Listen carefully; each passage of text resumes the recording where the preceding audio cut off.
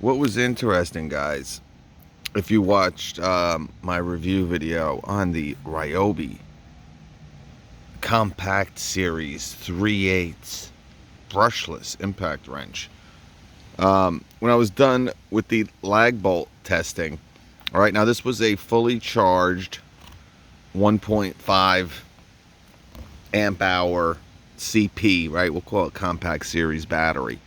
All right, once I was done with the lag bolts, now this was fully charged when I did the lug nuts, the lag bolts. All right, when I was done, I had 2 bars left. All right, you guys saw that in the video. Today I got 4. All right, so that just goes to show you guys the difference in these batteries. You know, Ryobi batteries are fine. You get what you pay for. All right, but obviously they were hot from really doing something that was really a struggle for this impact wrench, right? But it was reading, because the cells were so hot, it read that it only had 2 bars left. All right, now that it's cooled down, I got a full set of 4 bars illuminated. All right, you don't really see that with the Makita batteries, with the Milwaukee batteries, with the DeWalt batteries. So again,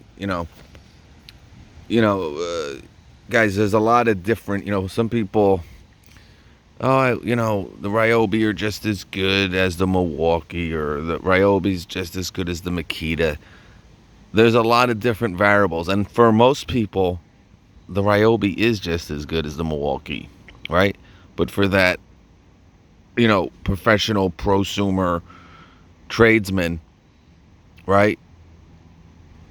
That's where the difference lies. All right. And like I said, I've been saying it for 5 years since I've been on doing this channel. A platform is only as good as their batteries. All right. And again, Ryobi batteries, guys, let me tell you something. I have 6-7-year-old Ryobi batteries, still work to this day. They're fine. I actually think they're better than Rigid, to be honest with you. But just interesting that we don't really talk about, or something we don't really talk about with the batteries, the difference in the cells, the quality. And the cells are probably fine in here. They're probably the same cells that are in the Makitas and the Milwaukee. It's the intelligence, it's the internals, it's the cooling, right? And I'll tell you, here is the Ryobi impact driver, right? And I'll tell you, the one thing, they have a couple different, I don't want to say a couple. This is the Gen 1, all right? This is the one that is definitely, look at that. You can see all the wiring. You probably can't even see it because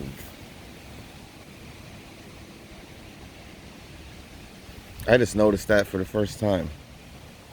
I mean, there's all wires right through that vent. And there's a lot of venting up here and throughout here, which is very good. But anyway, this is their most powerful impact driver, right? And they have a newer version, like a Gen 2. You guys seen it. It's much more compact. I don't want to say much more, but it's definitely smaller. But the one thing, guys, and a lot of you guys were calling for this, and a lot of people love this magnet part of this impact driver. And I tell you, it's one thing that I hope Ryobi never gets rid of, because it really separates it from everyone else. And it really is a cool, you got all this space here anyway, guys. One of the downsides of these post batteries, and really the Ryobi batteries, because they're fairly big, and you have a big, or a larger base area to their platform than pretty much all the other brands, right? So why not, instead of just having plastic here, I mean, even sockets stick to this thing. I mean, it's incredible. I'm probably gonna fall off now. If I do it this way, it won't. Oh. I just had it sticking. This is a pretty heavy socket.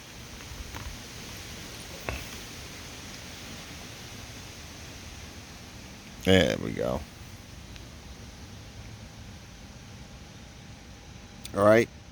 So a great use of space, really, on this. And then, you know, obviously this is not the most compact impact driver out there. And guys, this video is just me. It's really nothing important. Obviously, but I just want to chat. And we haven't talked about the Ryobi stuff in a while.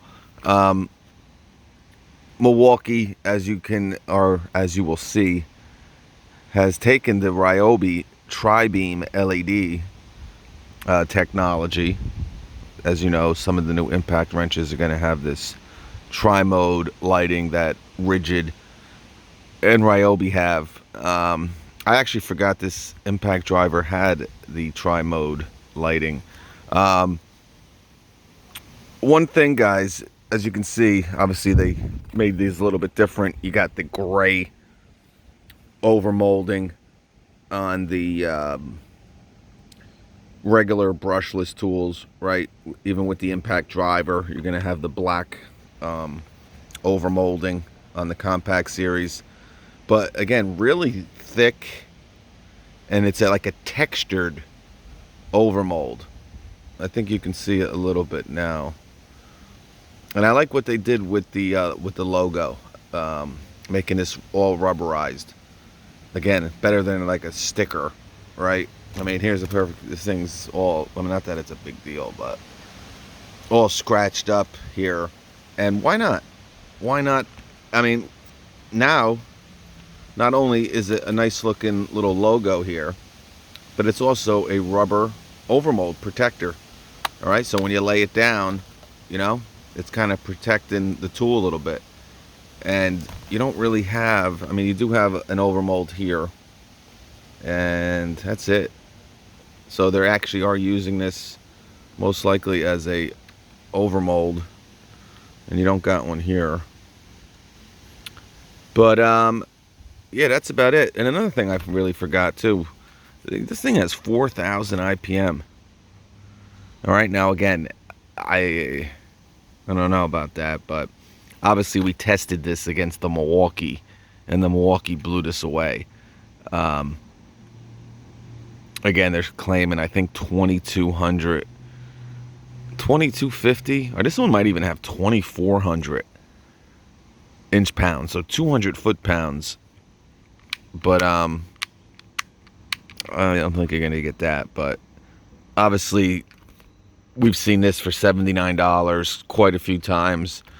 I don't know if we'll see it this holiday season for that price, but just me yapping. And then that some people, I like this. You know, it's very basic, right? Nothing special, but it works.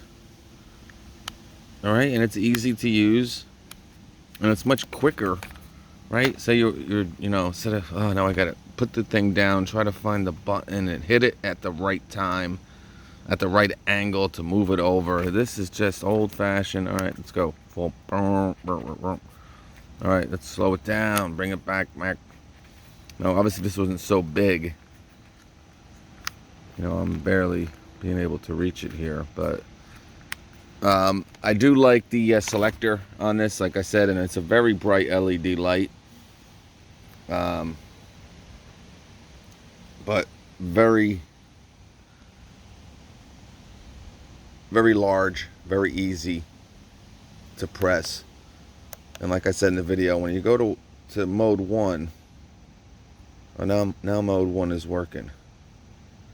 It's not, you know, switching off real quick like the 2.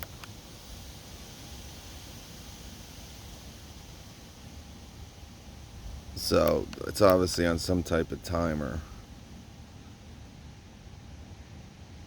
But now it's working.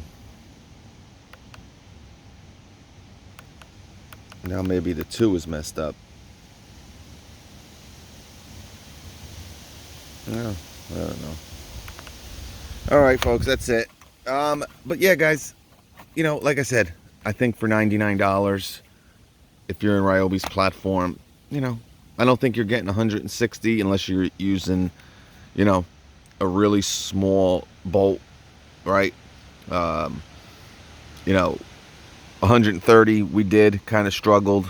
You know, if you have lug nuts at 140, that's probably going to be about the max.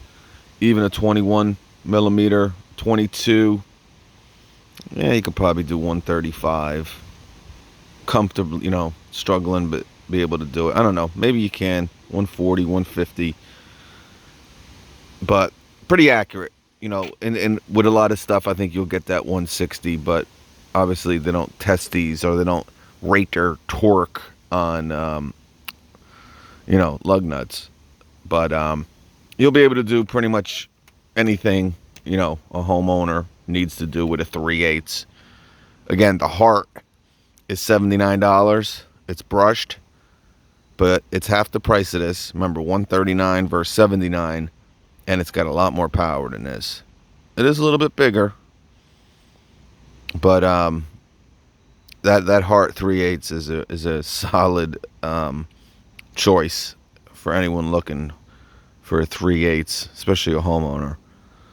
All right, folks. Peace.